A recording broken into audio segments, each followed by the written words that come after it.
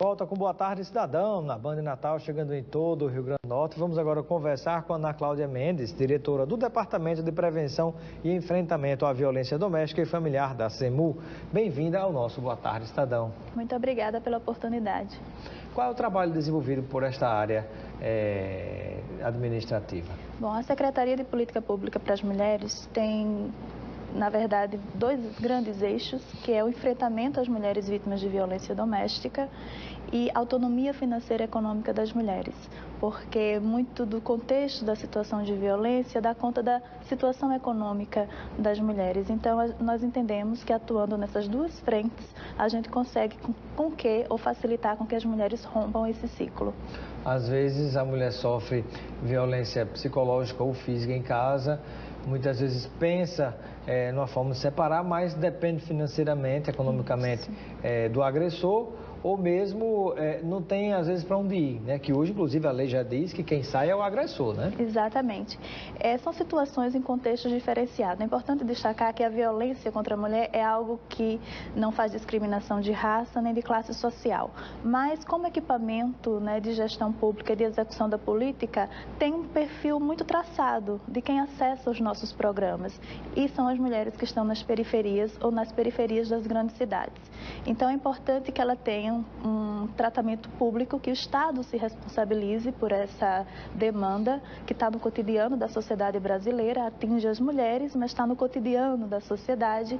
Então a Secretaria tem, como organismo de política pública, tem essa função, né? E esse perfil muito demarcado.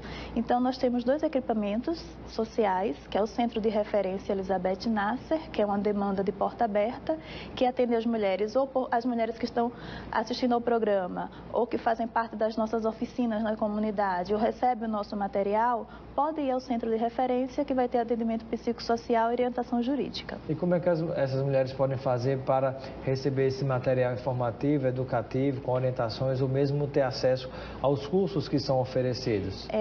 Bom, a gente tem atuação comunitária, parcerias com assistência social, com os equipamentos da assistência social, CRAS e CREAS, onde disponibilizamos o nosso material, participamos de oficinas, faculdades, também está na construção do conhecimento. É importante que os alunos possam também estar inseridos nesse cotidiano, e pode, a partir do 0800 122 8000, fazer ligação gratuita, próprio centro de referência, onde vai ter todas as informações. No centro de referência também, fazendo junção do enfrentamento à violência contra a mulher, facilitamos curso de capacitação profissional, em parceria com a Sentas.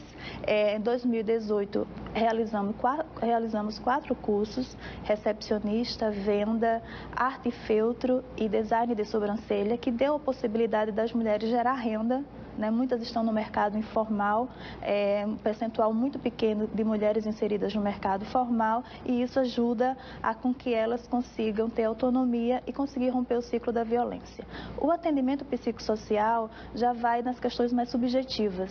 A decisão de fazer uma denúncia ou de romper um ciclo é sempre da mulher, mas é importante que, a partir de profissionais especializados, elas se sintam encorajadas para isso. Por isso o atendimento é multidisciplinar. E trabalhar o como se desligar, se desvincular desse agressor, porque apesar da violência, existe o envolvimento emocional. Muitas vezes existem filhos, né? E às vezes a mulher, mesmo sendo espancada de maneira terrível, como a gente já viu diversas vezes, às vezes ainda há aquelas que engolem tudo isso em nome dos filhos, né? Ou criam falsas esperanças de que aquele agressor pode mudar.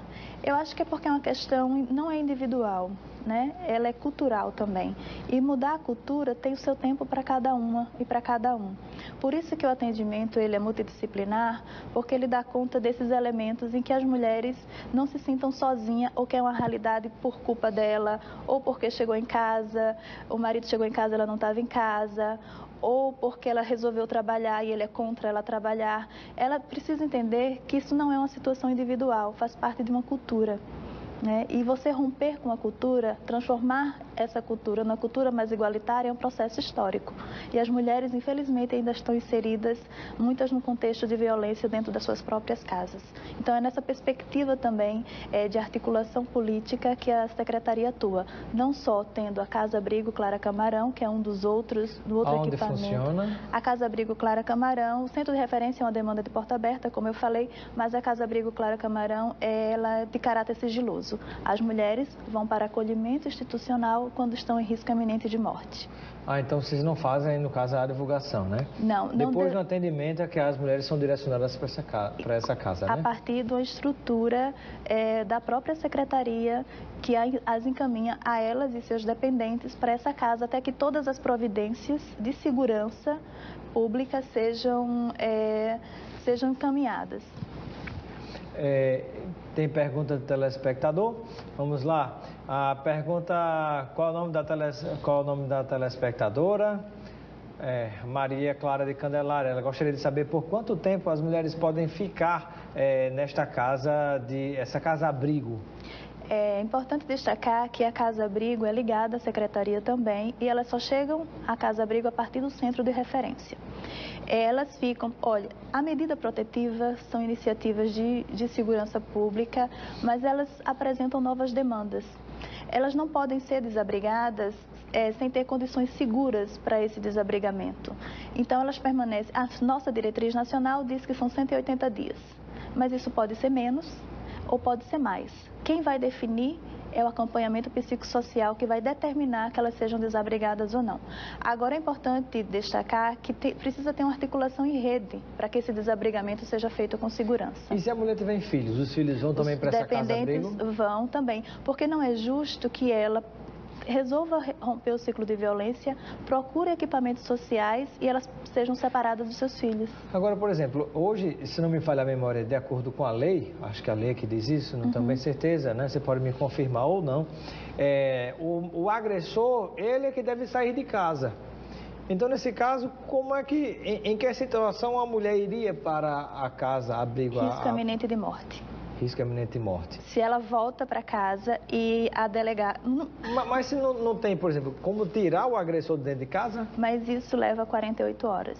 Ah, sim. E é importante a gente destacar que não é a situação de violência contra a mulher não é só algo da assistência social às mulheres, é também da segurança pública, é também do Poder Judiciário. Então, esses tempos, esse fluxo, ele tem que estar muito bem alinhado.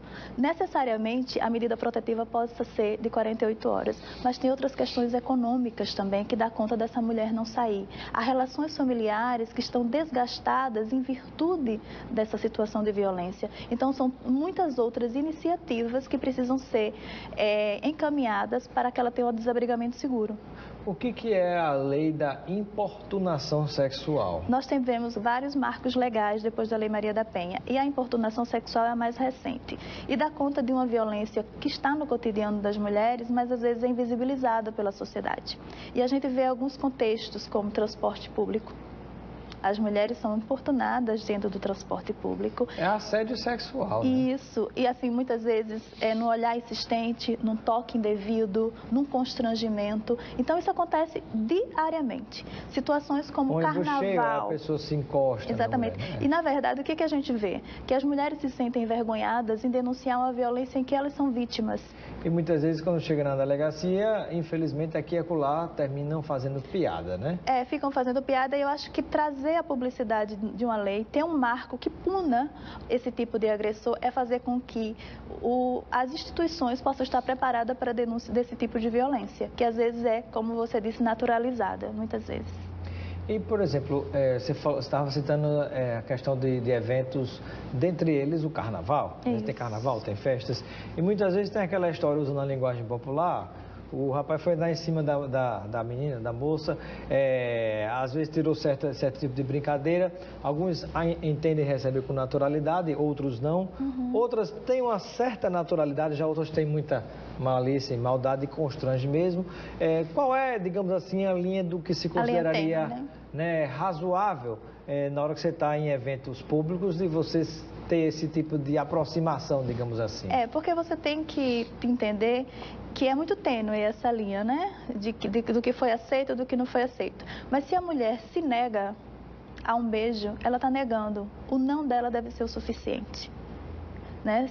Uma paquera é diferente, porque existe um acordo entre as duas pessoas que estão de acordo com aquele momento. Isso não é crime. Nem o homem pode se sentir ameaçado de algum tipo de denúncia. Mas a insistência, paquerou, a forma... ela respondeu, né? Exatamente. Então, a gente precisa... Isso dá conta de um comportamento, né? E a gente precisa saber onde é permitido e não é. A mulher disse não, é um não. Isso precisa ser obedecido. Respeite o não, né? Respeite o não. Não pode ser entendido pelo homem, ela é porque ela não quer, ou quem ela pensa que ela é. Está fazendo docinho. Está fazendo doce. Na verdade, ela quer, ela está fingindo. Não, um não é um não. E a gente precisa entender que limite é esse. Muito bem.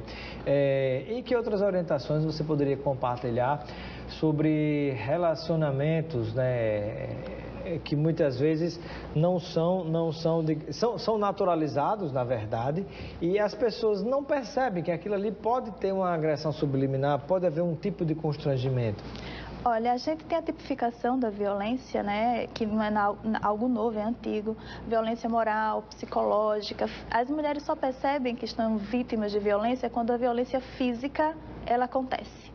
E, na verdade, a violência moral e psicológica, um desencorajamento ao estudo, um desencorajamento ao trabalho, as relações familiares, eu proíbo você de ir na casa do seu irmão, eu proíbo você na casa da sua mãe, isso tudo... De sair com as amigas, né? De sair com as amigas, de ter uma vida social, né? Às vezes, a vida social da mulher, depois de um relacionamento, está enquadrada em saúde e educação dos filhos, não dela. Muito bem. Para finalizar, na hora que alguém presencia ou percebe algum tipo de agressão contra a mulher, liga para onde? Nós temos o 180, que é importante a gente considerar. Nós temos o Centro de Referência Elizabeth Nasser, 3232-4875, que possa fazer a orientação para essas mulheres.